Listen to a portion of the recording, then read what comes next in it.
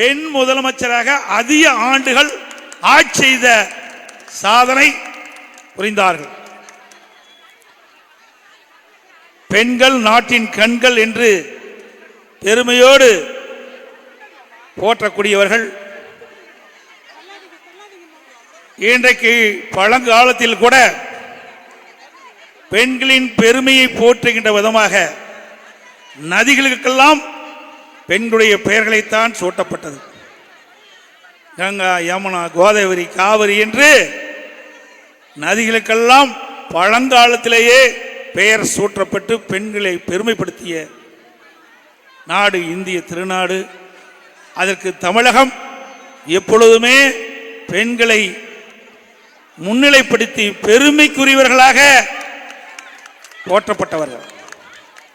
இதேதையும் புரட்சி தலைவி அம்மா அவர்கள் பெண் முதலமைச்சராக இருந்த காரணத்தினால்தான் பெண் சிசுக்கள் கொல்லப்படுவதை தடுத்து நிறுத்த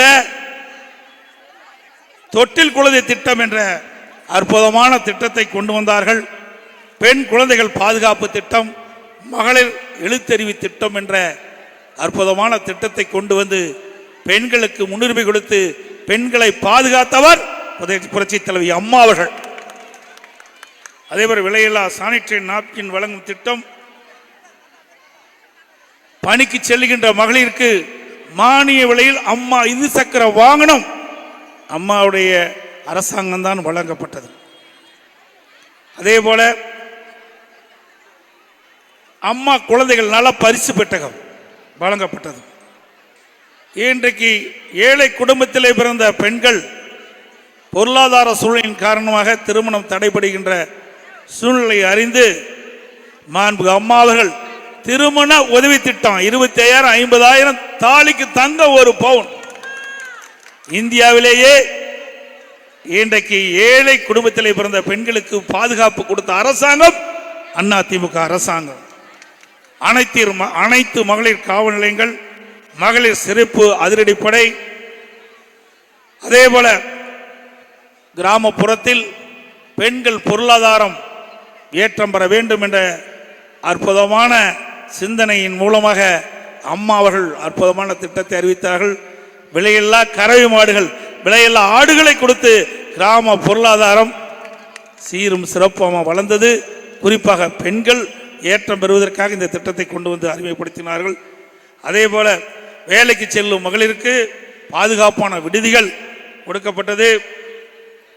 அதே போல மகளிர் சுய குழு அதிகமாக உருவாக்கி அதிகமான நிதி கொடுத்து மகளிர் சொந்த காலிலே பொருளாதாரத்தை ஈட்ட வேண்டும் என்ற அடிப்படையிலே இன்றைக்கு மகளிர் சுய குழுவை தமிழகத்திலே உருவாக்கிய பெருமை அம்மாவை சாரும் என்பதை இந்த நேரத்தில் தெரிவித்து, மகளிர் பாதுகாப்பை உறுதி செய்த காவலன் கைபேசி செயல், இப்படி பல திட்டங்களை கொண்டு வந்து சாதனை படைத்தவர் இதையும் புரட்சி தலைவி அம்மா.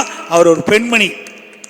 ஆகவே அனைத்து இந்திய அண்ணா திராவிட முன்னேற்ற கழகம் பெண்களை பாதுகாக்கக்கூடிய அரசாங்கமாக இருந்தது. இன்றைய தினம் சிறுமை முதல் முதியோர் வரை பாதுகாப்பு இல்லை.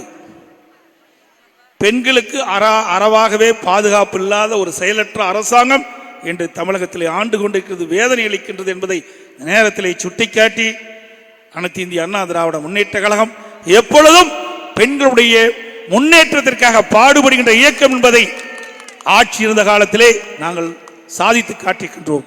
மீண்டும் 2026 பெண்களுடைய பேராதரவோடு மீண்டும் தமிழகத்திலே மாண்பு அம்மாவுடைய அரசு அமையும் என்று இந்த நேரத்திலே தெரிவித்து, மிகச் சிறப்பாக எழுச்சியாக சர்வதேச மகளிர் தின விழாவை கழகத்தின் சார்பாக ஏற்பாடு செய்த கழக மகளிர் செயலாளர் முன்னாள் அமைச்சர் மரியாதைக்கு அக்கா வளர்மதி அவர்களுக்கும், அவருக்கு துணையாக நின்ற அவரோடு இணைந்து பணியாற்றிய அனைத்து மகளிர் நிர்வாகிகளுக்கும், இந்த நிகழ்ச்சியில் பங்கு பெற்ற அனைத்து மகளிர் சகோதரிகளுக்கும் எனது மனமார்ந்த உளமார்ந்த மகளிர் தின வாழ்த்தை தெரிவித்து விடைபெறுகின்றேன். நன்றி, வணக்கம்.